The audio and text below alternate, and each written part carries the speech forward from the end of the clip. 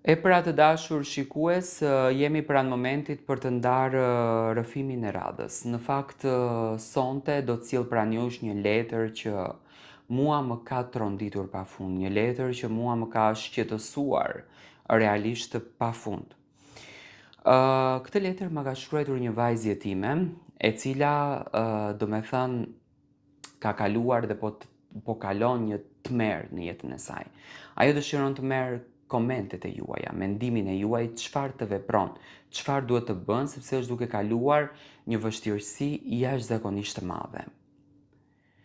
E dashur botë, po ta shkruaj këtë letër me duar që më dridhen dhe me një zemër që ka mbajtur më shumë dhimbje se sa gëzime. Ndoshta askush nuk do ta besoj historinë time. Ndoshta shumë do të më gjykojnë, por unë nuk kam më frikë. Kam heshtur gjatë dhe heshtja vetëm se i ka bërë më të fortë ato që mua në të vërtet më kanë lënduar. Unë jam një vajzë jetime. Prindërit i humba kur isha akoma fëmijë. U rita në mungesën e përqafimit të nënës dhe këshillës së babait. Çdo ditëlindje e festoja me lot, duke imagjinuar se si do t'ishte jeta ime sikur ata të dy të ishin pranë meje. Kur u rita dhe u martova, mendova se më në fund do të kisha një familje. Mendova se Vjera do të bëhej si një nënë e dytë, se do të më pranonte, do të më mbronte dhe do të më donte. Por në të vërtetë ndodhi e kundërta. Që ditën e parë më tha: "Ti nuk ke askënd, askush nuk do të të mbrojë." Me thënë drejtën, atëherë nuk e kuptova peshën e atyre fjalëve. Ditët kalonin dhe unë punoja pa pushim. Pastroja, gatuaja, laja, kujdesesha për të gjithë. Asnjë faleminderit. Vetëm bërtima, poshtërime dhe urdhra. Pastaj filluan gjërat që nuk do t'i haroj kurrë në asnjë mënyrë. Vjera ime nisi që të sillte burra të panjohur në shtëpi.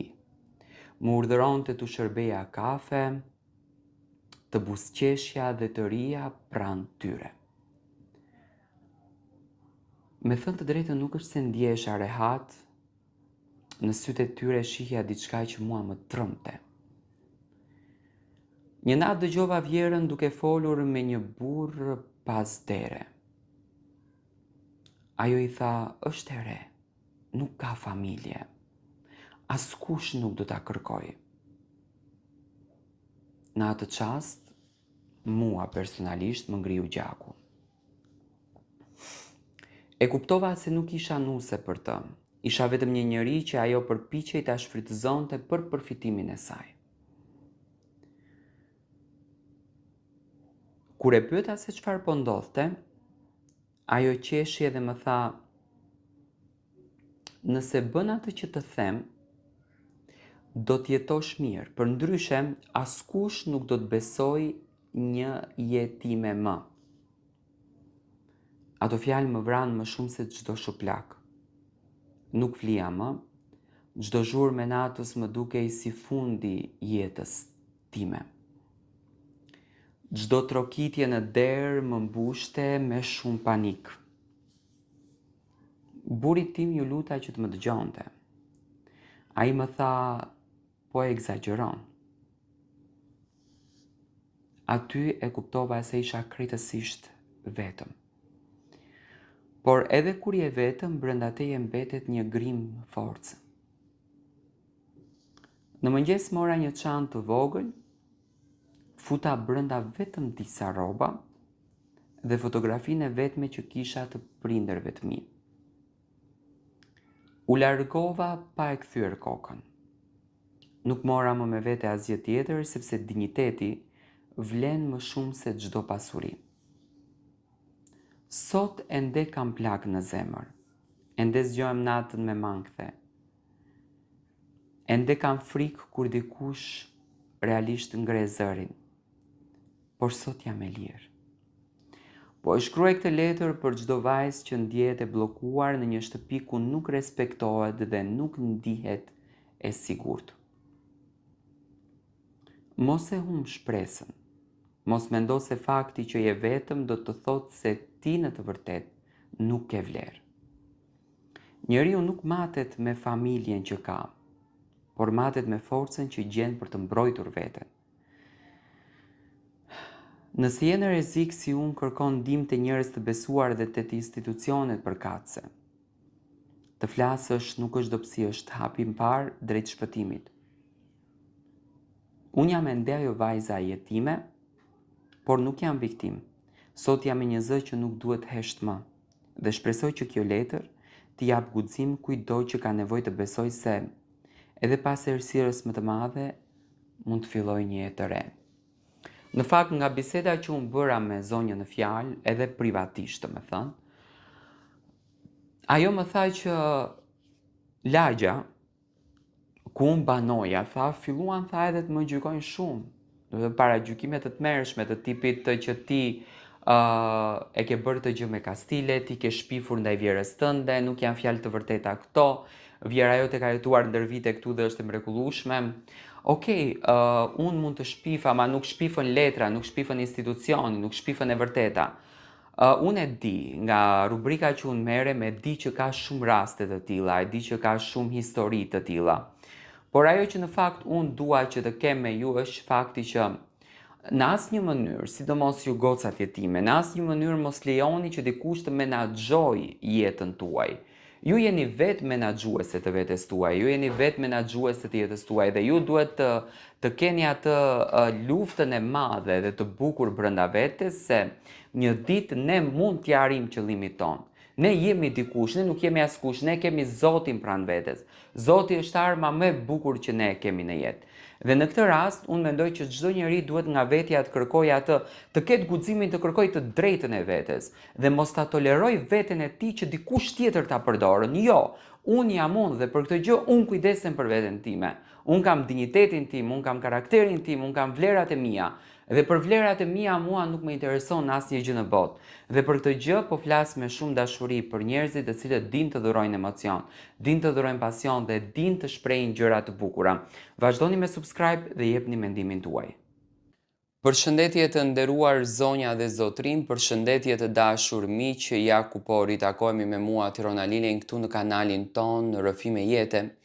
Për të ndarë ditën e sotme një letër të çuditshme, një letër që në fakt mua më ka befasuar guximi i kësaj vajze, e cila kërkon një kërkesë pak të paimagjinueshme. Ajo është e lidhur me një burr të martuar, burri i martuar ka 3 fëmijë dhe sot kjo kërkon me këmbëngulje që ai të largohet nga familja e tij, ose vajza në fjalë do t'ja shkatron jetën. Dëgjoni letrën me detaje dhe jepni ju në fund mendimin. Dashurova një burr të martuar, sot i kam vënë një kusht. Ose lëre gruan, ose do t'ja bëj publike gjithçka. Nuk e di nëse do të më gjykoni apo do të përpiqeni të më kuptoni. E di vetëm se kam mbajtur një peshë të madhe në zemër dhe sot nuk mundem më që të hesht. Quhem Elvira, nuk jam krenare për historinë time, por është në thelbë e vërteta ime. Gjithçka në këtë mes nisi 3 vite më parë. Kur në vendin ku punoja erdhi një burr që më la pa fjalë. Ishte i qetë, i sjellshëm dhe dinte të fliste me shumë respekt. Në fillim nuk e dija se ishte i martuar. Kur e mora vesh, mendova se do të largohesha. I thash vete se nuk do të futesha kur mes një familjeje. Por ai nuk u largua. Çdo ditë më shkruante, më tregonte se martesa e tij kishte mbaruar prej kohësh. Se jetonte vetëm për 3 djemt, se me gruan nuk kishte më dashuri. Më betohej se po priste vetëm momentin e duhur për t'u ndarë. Unë e besova. Besova çdo fjalë, besova çdo premtim. Besova kur më tha se unë isha gruaja që kishte pritur për të gjithë jetën. Kaluan muaj, pastaj një vit, pastaj 2. Dhe çdo herë që e pyesja, kur do ta zgjidhësh këtë histori, ai më përgjigjej, edhe pak. Nuk dua që t'i lëndoj fëmijët. Unë prisja ditëlindjet, prisja vitin e ri, prisja pushimet verore, çdo fest e kaloja vetëm, ndërsa ai ishte në fotografi me gruan dhe 3 djemt. Kur i shihja ato në foto, zemra mua më coptohej. Por sa po më merrte në telefon, unë haroja gjithçka. Një ditë më tha se kishte nisur procedurat e divorcit. Ishte gënjeshtër. Më vonë zbulova se nuk kishte folur kur me gruan për një ndarje. Ajo nuk dinte asnjë gjë. Aty fillova të kuptoja se ndoshta nuk isha dashuria e jetës së tij. Ndoshta isha vetëm sekreti më i mundshëm i tij. Megjithatë vazhdova. Njerëzit më thoshin të largohesha, motra ime më lutej të mos e shkatëroja jetën time. Nëna qante sa herë merrte vesh se ende unë isha me të. Por dashuria, kur bëhet verbëri, nuk dëgjon askënd. Sot kanë kaluar 3 vite. Ai vazhdon të jetoj me gruan e tij, vazhdon të zgjohet çdo mëngjes në të njëjtën shtëpi me të 3 djemtë, ndërsa mua më takon vetëm fshehtësia. Më takojnë telefonatat natën, më takojnë premtimet që nuk mbarojnë kurrë, më takojnë lotët, dhe sot kam arritur në fund. Ja kam thënë qartë, ose e mbyll këtë histori me ndershmëri dhe merr vendimin që më ke premtuar prej vitesh, ose unë në këtë mes largohem për gjithmonë. Nuk dua të jetoj më si hija e askujt. Nuk dua të jem arsyeja për një familje dhe pse një familje vuan. Nuk dua të jetoj me gënjeshtra.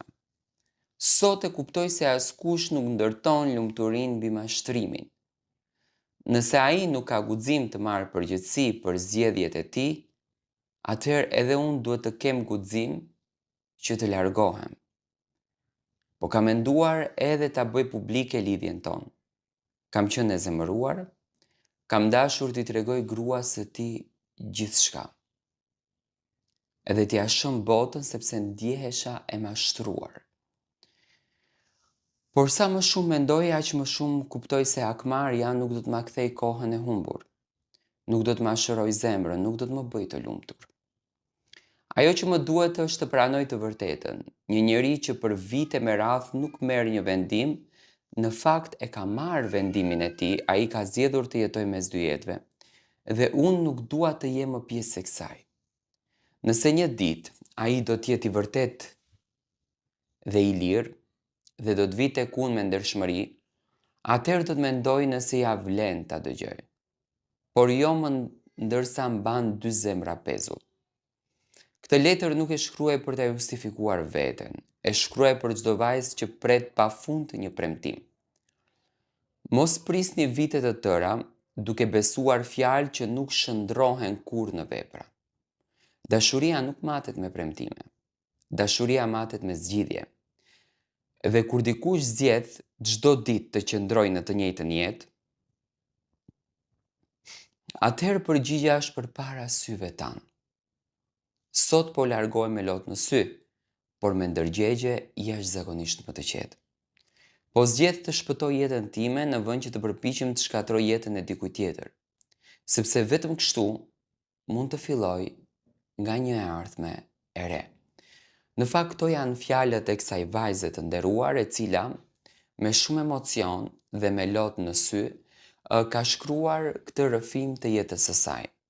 Unë e kuptoj, ndoshta do të ketë edhe paragjykime të forta, po ti qenë ke vajze pist, po si mundesh t'ia shkatrosh jetën këtij njeriu etj, por unë mendoj që njeriu duhet ta logjikojë që në momentin kur merr një hap të rëndësishëm të tillë, duhet të mendoj se po e thye një zemër, po e lëndon një shpirt dhe nuk është njerëzore, nuk është e bukur që ti të lëndosh një njeri në këto dimensione, sepse në fund të ditës çdo njeri ka ëndra për të ndërtuar një jetë.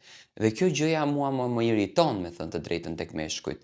Dhe këtë vajzën e këshilloj që të heqë dorë një herë për gjithmonë dhe kur më të mos besoj në histori dhe në ngjarje të tilla.